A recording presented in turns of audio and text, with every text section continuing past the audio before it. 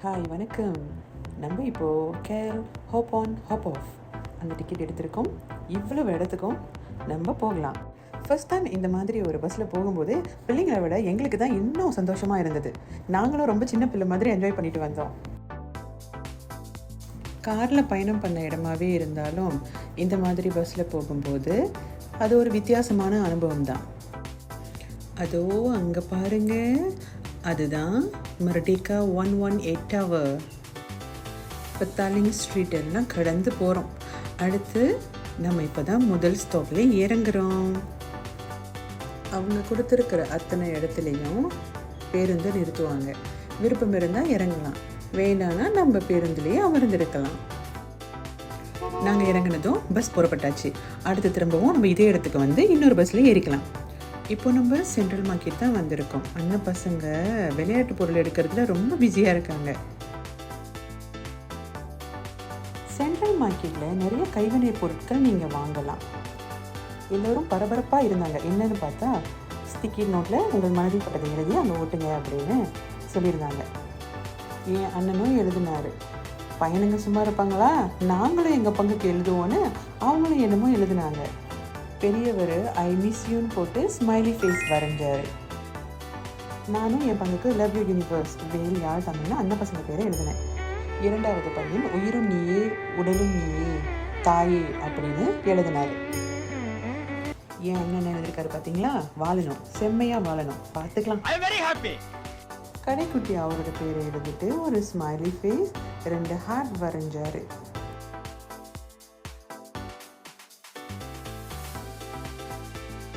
அடுத்தபடியாக durian central order பண்ணி சாப்பிட்டோம். ஜலன் ஜலன் சாரி மக்கான், பசிக்கும்ல. எல்லா இடத்துலையுமே ஒன்று தான் வாங்கி ட்ரை பண்ணுறோம். எல்லாருமே ஷேர் பண்ணிக்கிட்டோம். அத்தை டுரியான் சென்ட்ரல் ரொம்ப சூப்பராக இருந்தது. கைபேசி வந்ததுலேருந்து இந்த மாதிரியான ஃபோன்லாம் பார்க்க முடியறதில்ல.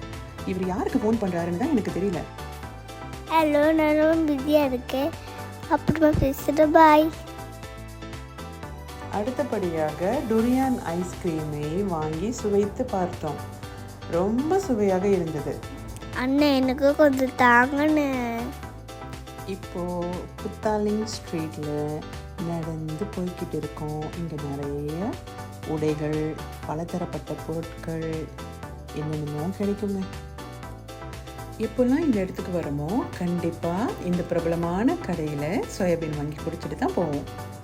சுட சுட கருப்பு சீனி கலந்த இந்த தௌஃபூஃபாவை சாப்பிடும்போது ரொம்ப நல்லா இருந்தது. தௌஃபூஃபா சாப்பிட்டதுக்கப்புறம் எங்கள் வீட்டு கடைக்குட்டிக்கு பவர் கிடைச்சிருச்சு. நடைபாதையில் மாடு இல்லாமல் மாட்டு வண்டியை மட்டும் வச்சுருந்தாங்க. சரி, அங்கேயும் கொஞ்சம் வீடியோ எடுத்துக்குவோமே. அங்கே காலை நேர சிற்றுண்டியை முடிச்சிட்டோம். இப்போது மதிய நேர சாப்பாட்டுக்கு ஒரு கடையை தேர்ந்தெடுத்தோம்.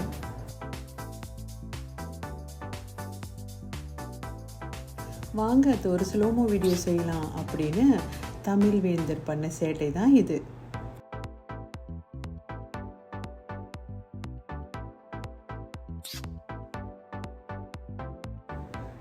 சாப்பாடு வந்ததும் எல்லாருமே சாப்பிட ஆரம்பிச்சிட்டோம்.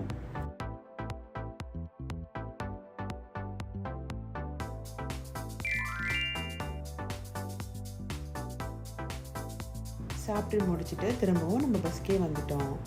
நிறைய கட்டடங்கள் பஸ்லேருந்து பார்க்கும்போது ரொம்ப அழகாக இருந்தது.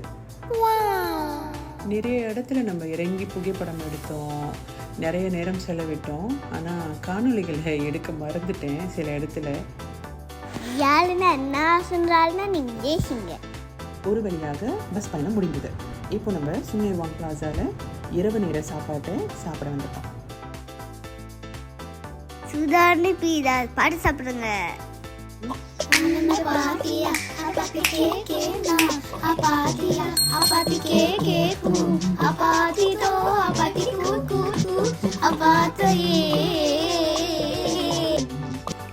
நிறைய போட்டு பிடிச்சி ஹையா ஜோலி. தேங்க்யூ அம்மா அப்பா. ஹே தந்திர தந்திர தந்தா சொர்க்கமே என்றாலும் அது நம்மோடு போடுவாடுமா.